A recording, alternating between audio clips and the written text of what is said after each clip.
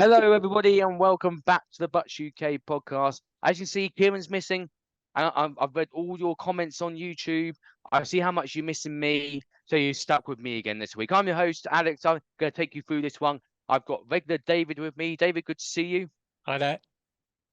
And we're joined by someone who, if you are on social media, you should recognize her because she's had an incredible experience, which we'll go into more detail later.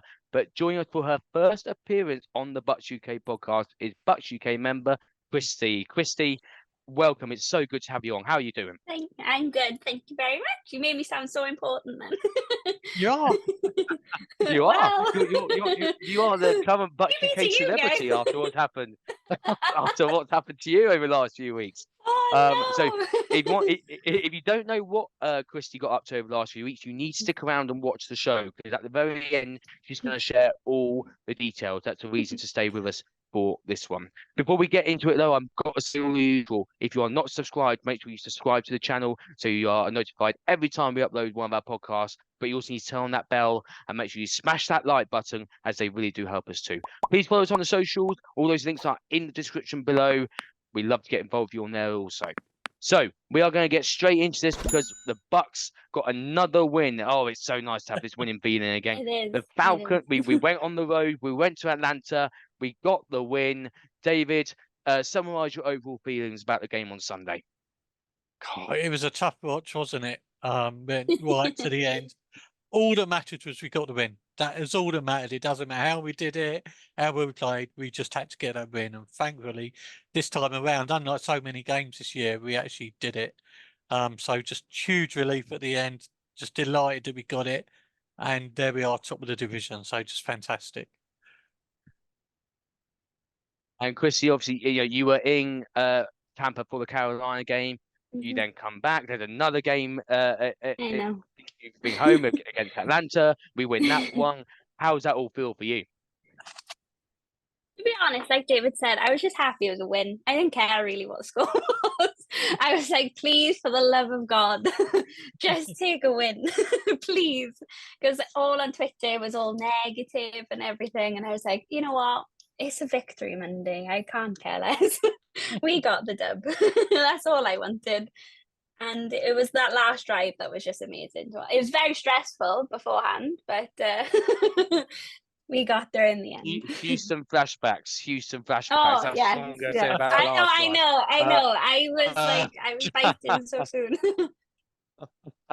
Well, it was like the home game against the Falcons.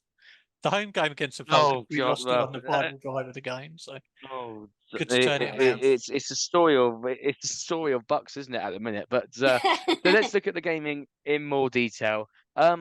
Christie, we'll come to you first on this one. Let's have a chat about the passing game. We saw Chris Godwin got a bit more involved this time round, but very quiet for Mike. I know. Yeah, it's really weird because he's normally like really, really good at like the long catches and everything like that. But I don't know, there was something, it was almost like they didn't want to go to Mike on Sunday because they wanted to try and use Godwin. But, after everything that had been said. But I don't know, Mike seemed a bit shrugs, which isn't like him. But yeah, no, it was, I don't know, very odd. I mean, David, I think part of the reason why Mike was so quiet is that they were focusing on him a lot. There was a lot of double coverage. We know how good Mike Evans is, and one on one he is incredible, but 2-on-1 he's gonna have a difficult day, isn't he? Yeah, he is. I mean, they definitely smothered him and did everything they could to take him out of the game. I mean, Chris Godwin is not had a big productive season so far, so they really did everything they could at covering Mike. So it looks at it. I mean, the last couple of weeks we've hardly used the tight ends for receiving. We've relied a lot more of the running backs coming out of the backfield, and we just played to that. I mean, a lot of the reason we didn't use Mike and we didn't use deep threat a lot again, did we? We were very much about just short yardage, just move slowly up the field and try and keep control of the ball. A lot of that is probably because, defensively as well, we still struggling a little bit on missing players. So the more time that we've got with the ball, the less the defense has to be out there. So yeah, it wasn't spectacular. And like we say, it got the job done. So Christie, excuse me. Passing wise, it was very slow on Sunday. Yeah, there was a lot of focus on the rush, which looked really good. White getting over, I think he got over 100 yards. I'm just looking at I know the 102 stats. yards, I think it yeah. was. 102 Yeah, I've yards. seen it So it was early. really good to see. It was a really good to see him get going. It certainly looks as though that the focus on the offense against Atlanta was to look more at the ground game than going through the air. Yeah, no, I do. Rashad White is he's just everything. I'm so glad he's in my fantasy team. I'm not gonna lie to you. I knew he wouldn't be a regret. I like my Justin Jefferson pick, but we won't talk about him.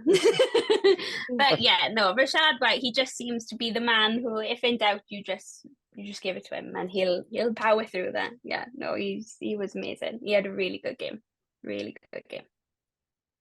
How nice, David, was it just to see that rushing game finally get going? We've spoken about it so much on the podcast over the season that a lot of us were so confident with White that when Fournette was with us, White was a really good RB2. He was showing some great promise. He's come in this season as RB1. He's found it a little bit tricky, but he does show those moments of absolute pure genius and top quality running back moments. Yeah, I mean, all through the season, it's been tough, but it's been a slow burner. Game after game, it's slightly got better, slightly got better, slightly good. Again, occasionally we make that big break, and most of the time they get called back with a flag. But it has been improving throughout the season. I mean, I think the last 3 games he's had, 200-yard games and an 84-yard game. So it's definitely getting better. And now Atlanta's line was bust up, and we just, in the end, the second half, sort of third, fourth quarter, we just started to bully them, didn't we? And that's really what we want to see. Just that power run game and just keep pushing it, keep moving the ball up the field. So, yeah, I mean, White, he's got all the potential there. He's not had a great line in front of him, creating space and gaps. And you think it's starting to come now. You're starting to see those gaps. They're starting to mix up just a little bit more, running to the edges and mixing it up with some sweeps. So, yeah, I think they're just getting a little bit more confident with it as they go each week. One of these days, I mean, he's had a couple of good runs for touchdowns, and I think we'll probably see a few more of them as we move into the last 4 games of the season now. Christy, David's saying about how there's a little bit more variety in the plays. Do you think we've also seen that when it comes to the pass game? Because I think it was David mentioned earlier how we're seeing K. Dotton coming in a little bit more, getting the tight ends a bit more involved. Could this be that the offense and Dave Canales are now getting used to each other? Have they had that time to gel? And are we really seeing what this offense could do? I think you could see it with Baker though, because I think he comes out looking a bit more confident each week because you can see he wants to go and do different things. Because I think it was on the first drive where you could see he really wanted to go for 4th and 2, and I think I really like Baker. Like I really, really do like Baker. Like it is probably hard coming into like, a new team, new offense, like most of those blocks worked together for years, seasons, whatever. And I don't know, he's got like this passion about him that I absolutely love. Like when he was just headbutting people like on the sideline yesterday. He was brilliant. I was like, he is my favorite person. Like, and he gets so much stick, but he goes out there and he tries all different types of things. Like you can see he's really passionate about it. Like I really enjoy watching him, and I do think they are growing and they are connecting more. Like especially like him and Mike or him and Rashad White. No, I really enjoy watching him. I really, really do. He's got so much heart, hasn't he? And he really. I know. That's what I just love about him. Fight for it, I know. Take the run like on when he needs to. He doesn't. I give know. himself That's up what I love. It's a quarterback that runs. Like, oh my god. And he got his first rushing touchdown for us as well. Oh my god, it was so. It was great to see. And I think he's been desperate for that for a while because, especially against that Atlanta, given the fact that we were playing for the first position in the South as well, he wanted to make it mark in that game. It felt like it, didn't it? It really did. Yeah, it did. I was stressed. Aren't we all always stressed Very when we're watching a stressed. Buccaneer game? I know. There's never a Is that game now that I'm confident. Oh you definitely, gosh. even though you haven't been a Buck fan as long as some people, you've definitely already got No, that Buck feeling inside you, Christie, I yeah? get the stress. I get it. I get it. It's not comfortable. I wasn't comfortable with Brady last year, so So plenty of positives to take away from the offense, which is great to see. I think I can also say there's plenty of positive on the defense as well. Anton. Christie, yeah, I'm about to say. I mean, I thought the defense looked pretty good on Yeah. Sunday. Yes, yes. London had a superb game. He had over Oh my 140 God, yards that was receiving. insane. It was good, but I thought the defense looked a little bit like the defense of old on Sunday.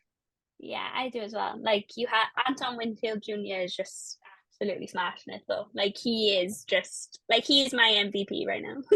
He is just incredible. And it's just game after game. He's not slacking. It's just he's the same person when he gets on that field every Sunday. Like it's insane. He's he's Yeah, I incredible. mean, I he's just just want to pay him everything and plus like 10 million. You can have whatever you want. I saw that on a tweet earlier and I was like, yes. I was like, give him everything plus 10 mil. Give him everything he wants. And David, obviously, the big news heading into the game, as we found out an hour before, was that Vita Vea didn't play, and I think we all saw that and went, "We've lost. That's it. No Vita Vea. Starting nose tackle out. We haven't got a chance." But actually, I thought the defense stepped up.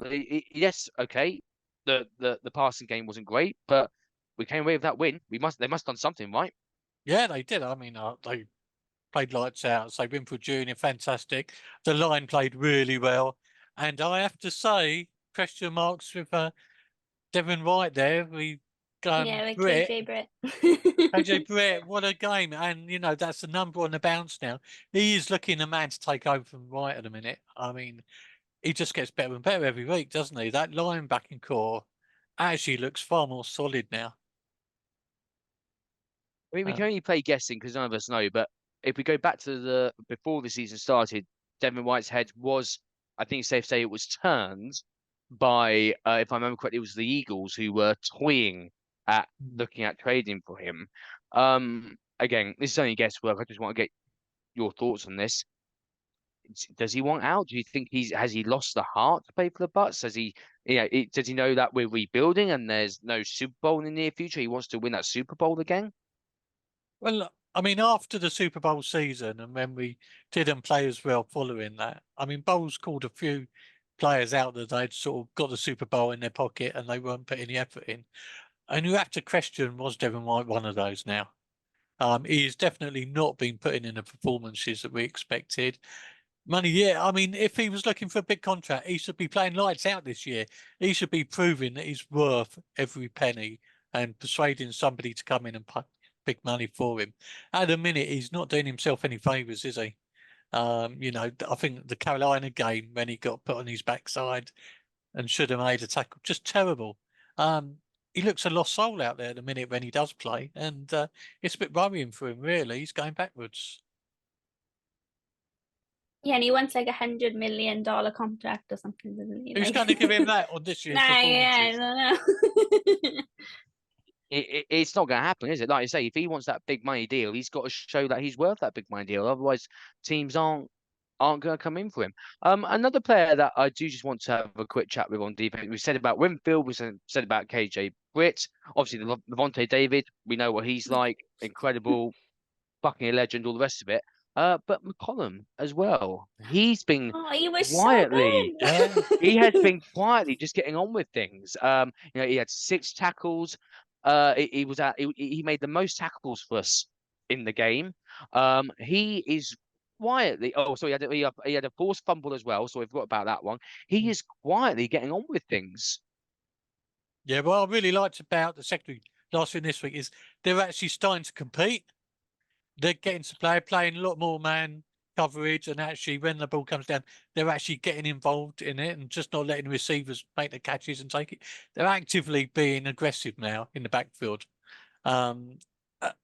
We just look so much better when we do that, don't we? Rather than the typical Bucs wide open receiver, and then we let him run 10 yards and then start stuffing him, and we end up trying to, hold tight in the red zone. Actually competing 2 weeks in a row, it's like a different team. It's like they've decided now, forget this zone coverage. We're going to man, everyone stand up and do your job. I suppose the only worry is Colin Davis, 22 million, and he's so hit and miss. 1 minute he's playing lights out, next minute he gets burned. So that's a bit of a worry. But He had a really, good game. the whole second He had a good game Sunday. He did have a good game on Sunday. Yeah. But yeah, no, you're right, David. That is so hit and miss with him.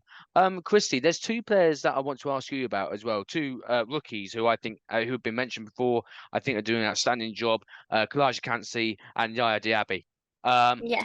And my Kalijah Kancey's been brilliant. absolutely. Yeah. And Diaby, he was so close to turning over the ball, not interception, turn over the ball early on in the game, but the Atlanta team the Atlanta offense just managed to get it out of the field to keep it in possession. But those two have really stepped up. They've shown that they've been great draft picks.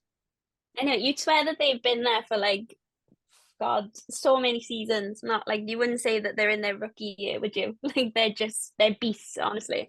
Like, I like seeing the rookies do well, and I like seeing them get like the recognition that they deserve, because they just, is it Yaya Diaby that's got the record or something for the rookies, or is it Fancy?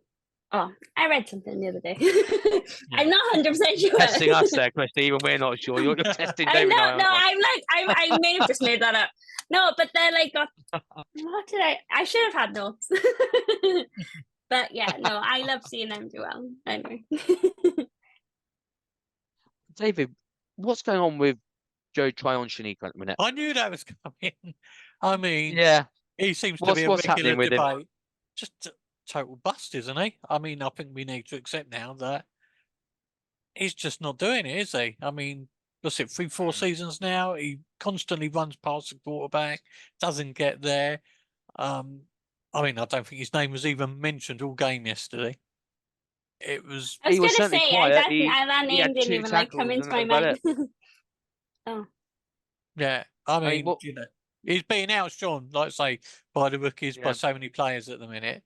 Shaq Barrett has been a bit quiet, but he does turn up occasionally. But JTS is just non-existent, isn't he? yeah, it's almost getting to that last chance saloon for him, really, isn't it? Because he's just gone so quiet now. And he's not going to have long left of his rookie contract either, I don't think. So he's really going to have to up his game if he wants to get that extended deal. So they certainly want to keep an eye on there. We'll just quickly, won't go into too much detail. Special teams, pretty standard there, David. They did their job. No mistakes. Field goals were made. As we like. Good job, right? Yeah, I thought Atlanta's kicking was outstanding. I mean, you know, we were having a lot of jokes about it on the forum, and whatever. You know, Koo is normally solid as they come, so to miss two kicks like that was fantastic, wasn't it? A big sigh of relief as well, because if he makes that field goal that he missed, was that just come up to half time? He missed two, I think, didn't he? If he makes those two, they win the game. Mm. You know, it's that narrow. So, maybe he's a secret Buccaneer fan. No, but we'll take that one. But so, thank you guys for going through that game with me. Before we do finish off today's episode, we have got a very special event to discuss. I said that you need to stick around for this bit. So, Christie recently took a trip to Orlando on holiday, and then made a bit of a detour to go and see the Bucs play the Carolina Panthers. But Christie, it wasn't an ordinary trip, was it? Really? But before you tell us more about that, just give us a bit about your background. Tell us what got you into becoming a Buccaneers fan. That's a bit awkward subject. Basically, had an ex-boyfriend, loved NFL. That's the only good thing he left me with. So, yeah, so that was a few years ago. And then, yeah, but I enjoyed watching them. Like, I just remember sitting down and just being like, right, explain everything to me. I actually want to get into it. And then, obviously, I did, and I just loved them ever since. Like, and I'm interested in myself. Like I made my own Twitter just to have, because my own Twitter was getting full of just NFL stuff, and I was just missing out on everything in between. So that's why I made my Twitter account then. And then it just went a bit mad from there then. Went to Munich, and that was insane. Of course, amazing trip. Yes, Yeah, like, amazing best trip. thing ever. And you had My dad will always go on about that and be like, that was the best experience we've ever done. you had It pretty was good so good. seats for that game as well, if I remember correctly. Oh my God, we had the best. I always remember, I was having nightmares that I literally, the night before the game, like the tickets, I was having nightmares that I wasn't getting it. And I woke up at like 6 a.m. and I loaded it up on my iPad just in case. And it was when it was like 40 degrees. It wasn't 40 degrees outside, but you know what I mean. Hot. It was that weekend last year. And then I was like, just leave it there now until the tickets get released. And then they did. So I had my phone open. The parents had the iPads, laptops, everything. Mine loads up. I have 3,000 people in front of me. Theirs loads up. They have 500,000 in front of them. And I was like, oh my God. I was like, I'm going to get tickets. I start crying. I check out. I sob even more. But I said like restricted viewing. And I was like, I don't even care. I was like, as long as I'm there. But then when we turned up, we were in the third row behind the end zone. And then there was no one in front of me. So I just went down to the front. And then Brady was like right in front of me at one point, just passing to Brady. And I was like, I cannot believe what I'm seeing. So that leads us really insane. nicely, because you were talking about how close you were to Tom Brady. I know. You got even you got even closer to some of the players recently. So, Christie, I'm not going to say words. I don't want to spoil it. Please share with our viewers, share with the NFL community the incredible experience you got to enjoy when you had your recent trip to Tampa. Well, basically, I have my Twitter account and I just kept nagging the Bucs. I made like a joke because I saw on their website that sorry if I'm talking too fast as well, I don't know. Maybe that's just a Welsh thing. No, fine. I saw on their website that they had a flag runner position, and I was like, oh, how funny would that be? So I was like, I just tweeted saying, oh, like, where do I sign up? Get me a visa, whatever. And then I just kept jokingly saying it, like, oh, when I come down, I'll be a flag runner, it's fine. And like, I just nagged them. They ignored every one of those tweets. Well, so I thought. Because they like a lot of my tweets anyway, or they acknowledge anything. But anything to do with flag running when I was coming over was just gone. And Jill, the social media Jill, follows me on her Twitter as well, and she would be the same. I was like, I know full well that's on their feed. I was like, I know it because people were tweeting them. They were retweeting it, everything. And I was like, there's no way they don't know. There's no way. So I just kept, like, when I went to the Bills game in London, there were flag runners there and I filmed them. And I was like, see, this could be me. I was like, that could be me in Tampa. I just kept nagging. And then, like, a week before I was going on holiday, I remember I was literally just about to go to bed. And I looked at my phone. And it said, Tampa Bay Buccaneers retweeted your tweet. And I was like, so I clicked on it, but then it disappeared. And I was Googling ways you could find like old notifications that disappeared. Because I was like, it was my tweet about packing my suitcase. I was like, they've retweeted it, but unretweeted it. So I went into work the next day and I was like, oh, does anyone know how to get like old notifications showing on your phone? I said, because I had a notification telling me that they'd retweeted it. And they were like, no, you've just imagined that. I was like, no, I am telling you, it said retweeted by Tampa Bay Buccaneers. And so I just carried on my day and I mentioned that in the morning. And then about 3 o'clock, I was on the phone to someone in work on like the work phone. And I just looked at my phone. I just scrolled like that. And I had DMs going, Christie, wake up. I don't know what time they thought I was in. But they were like, wake up. But I was like, I'm in bed. And I looked and I don't even know how many notifications I had on Twitter. But it was just everything because they were going back, replying to my tweets. They were quoted me, liking my tweets, and I was like, oh my God. And they did if this gets 1,000 likes, we'll let All About Bucs be a flag runner. And then I think in like half an hour, 40 minutes, it got over 1,000, which it's now on over 3,000. So yeah, I had to go home because I was very overwhelmed. My manager just asked me to do something for him as well, and I had to message him on Teams and be like, yeah, I've got to leave. I'm sorry. It's like I can't sit at my desk and pretend this is fine. I had everyone in work on their phones. They were watching it go up. There are people logging into their Twitter they haven't used in like 5 years just to like it. But now that they've all liked it, all they kept having was my tweets come up on their For You page on Twitter or X. So even though they don't follow me, they've seen everything. But yeah, so I said, can I pack my running shoes? And they said yes, basically. And then, it's the best day ever. Absolute best day ever. I don't know how much of a tangent you want me to go. Yeah, I was going to say, I don't know how much of a tangent you want me to go off on.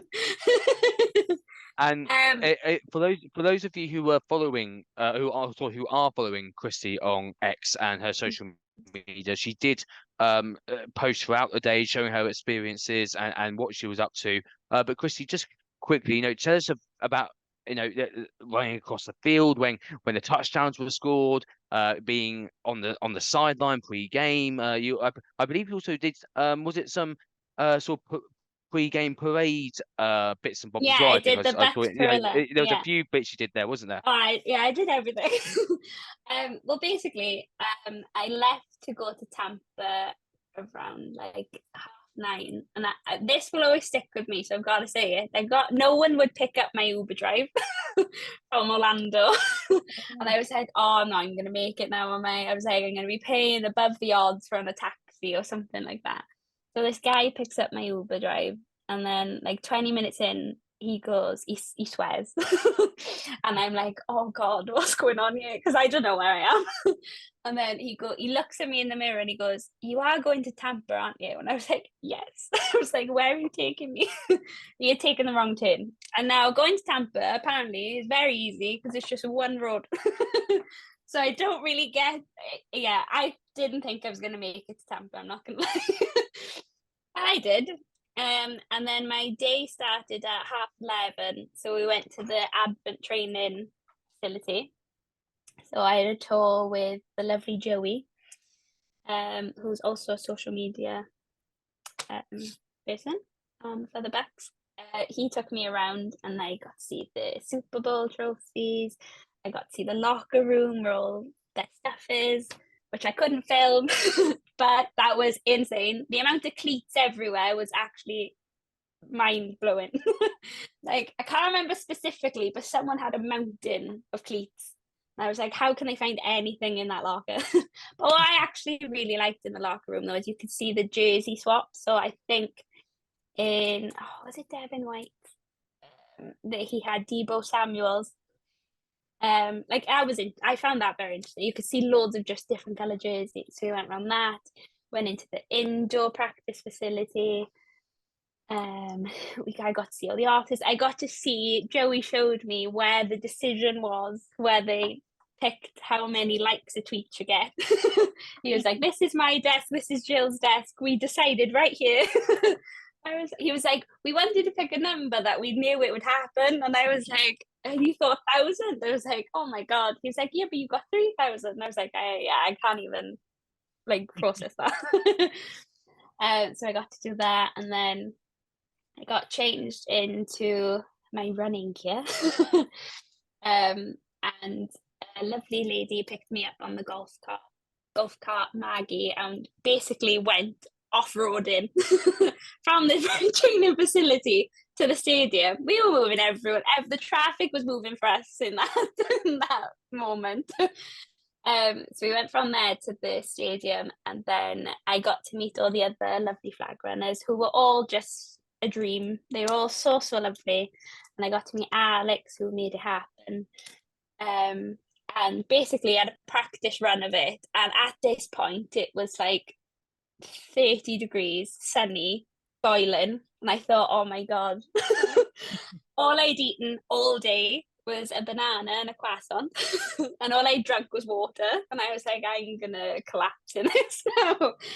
And because I underestimated how hot it is directly on that field with a flag. And I was in a jersey. So they were all in their flag running uniform. So it was like a baggy t-shirt, Nike shorts. But I was in like longer leggings and my Mike Evans jersey, obviously. And so we did a practice run. And I thought to myself, oh my God, this is going to be absolutely boiling. Like the worst thing ever. And I'm going to like collapse. Something bad's going to happen. But I was like, oh, you know what? Obviously, I'm going to do it. Because they told me, they said, oh, you can run out with the team, but then you could go to your seat if you want to. And I was like, absolutely no chance. I was like, I'm staying on that field. Even if I was almost dying, I would be on that field. So then, yeah, we did that. Then we had to get ready for Bucs Barilla. So we went around all the tailgating and we had beads throwing off the ship. And Captain Fear was on board. I was pumping music, and that was just insane. The amount of people that go wild for beads and things like that. Like everyone would just swarm to you, all the kids. Like it was so lovely. It was so lovely. And then we went back because that was boiling as well. And I thought, oh my gosh, how do they even run around on this field in this heat? It was insane. Obviously coming from Swansea, I'm not used to that. So then we went back. I think I had free time then, but basically I had this lady with me, Maggie, and she just came with me everywhere. So she was like, oh, we'll go to the ship, we'll get photos taken. I wanted to go to the team store, but then she said that would be heaving. So went to like a pop-up one, like in the stadium then, and I bought like a Spirit jersey. That's all I wanted. I was like, okay, perfect. So we did that. Then she took me down onto the field then, because all the players came out, and in my head I regret not doing it now.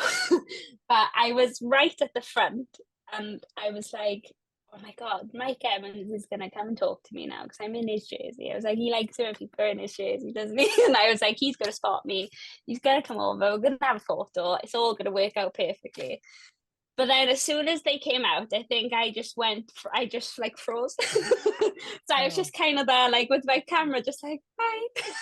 I was like, oh my God.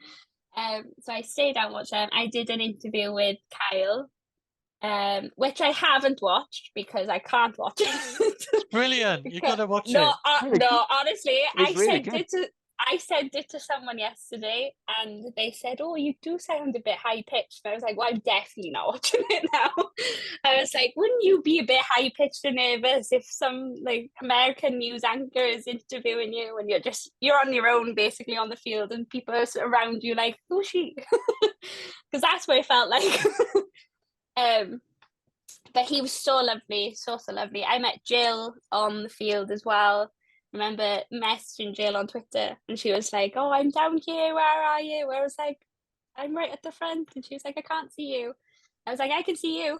And then she would just see her stop and just look around. Like, she was so lovely. Absolute dream.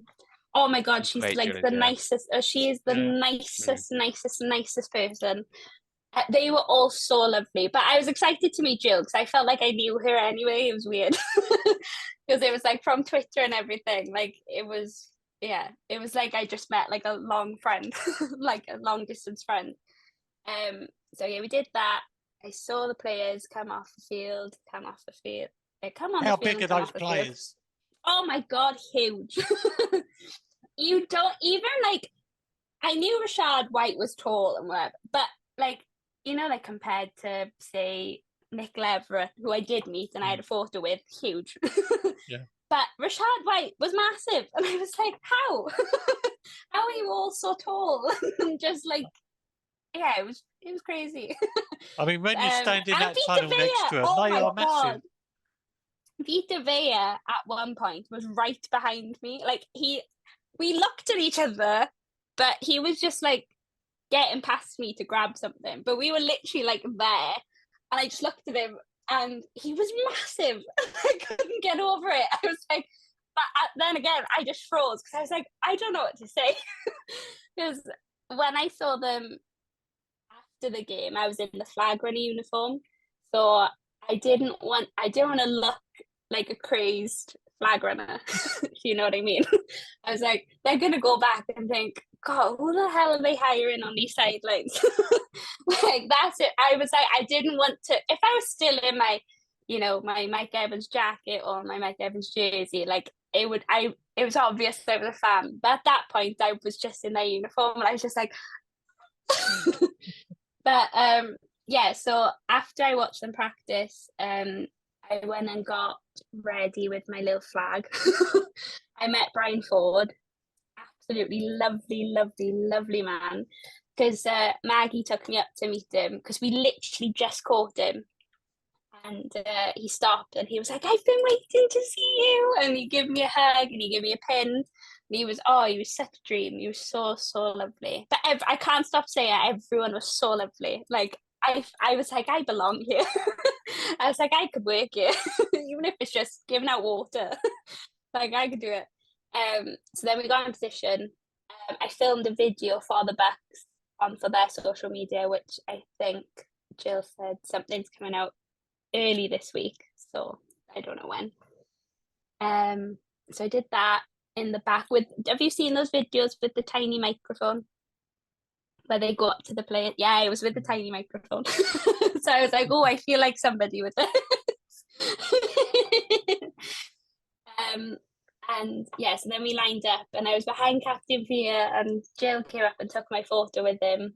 And then Maggie was on the sideline with my phone filming me, and like at this point, it was the only point where I was literally visibly shaking. I was like, oh my God, what am I doing? I was like, oh no, I'm not. Like, I was just there with the little flag. Captain Fear was trying to comfort me because you could see I was panicking a bit. But then I said, right, because I didn't really understand the route I was meant to run, because they were trying to sit, they were like, oh, come out, but curve. I was like, yeah, but when I'm curving, like, where am I going? They're like, oh, just come off. I was like, but come off at what point? Because I was like, could just come straight off, could go all the way, or whatever. But they said, just follow Captain Fear. I was like, okay. So yeah, it was actually like, I can't even imagine it happening now. It was like a blur almost. It was absolutely insane. And it felt like it was so packed in there, like the seats, until it rained, everyone went inside. But it was just absolutely incredible. Absolutely amazing. Absolutely amazing. And what a I went game so as well. lightheaded. Oh no, you know what though? I didn't even know what was going on at some points though, because I was doing what the flag runners do, and I was passing out beads and like can holders and t-shirts and stuff. I didn't really know what was going on in the game. I only knew when things were going good because obviously everyone was cheering. I was so into passing necklaces out and things like that. I absolutely loved that. That was my favorite part of it all, because it was just like everyone was so nice. I mean, it did hit a few people in the face with beads, but that's okay. But you were right there when Mike Evans got that touchdown. Oh my God. Yeah. You know what? Wow. When I saw that clip, I was like, you can see my feet. You can see my trainers in the background. That's how close I was. Yeah, that was insane. Because I didn't know how you were allowed to like not react as a flag runner, but they were like, yeah, and cheering. I was just like, oh my God. I couldn't believe my eyes. It felt like it was almost too perfect for it to be Mike Evans as well.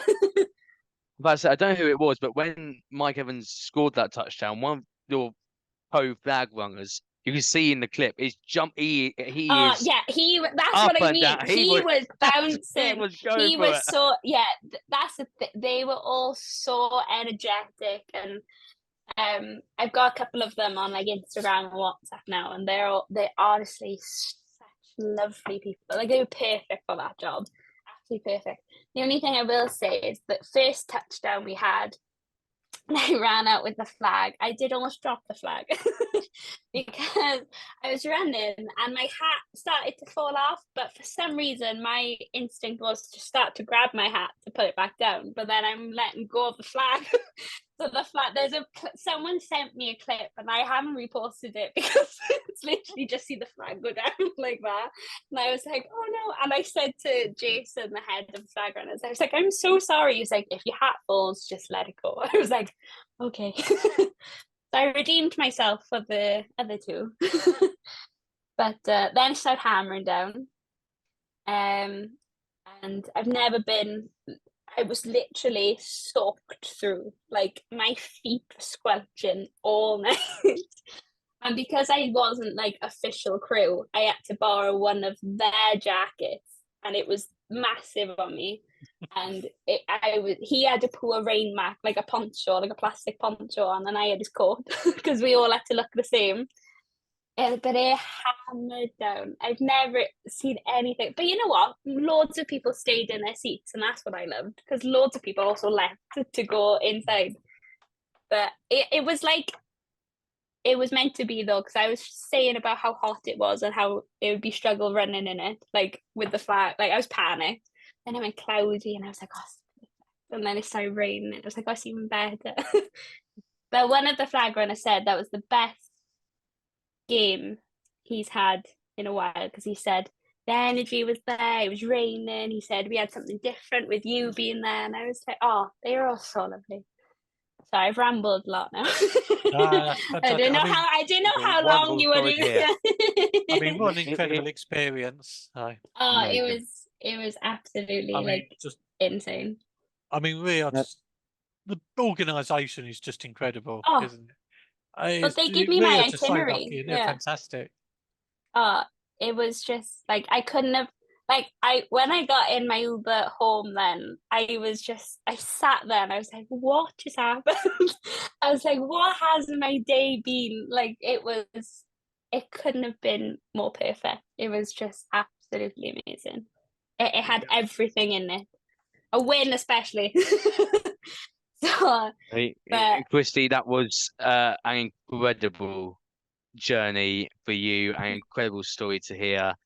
Certainly a bucket list moment, and I know they said I'm welcome back anytime. So I think there's going to be some people competing for your spot now. I said I told them, I had emails the next day. I was like, don't say that because I will.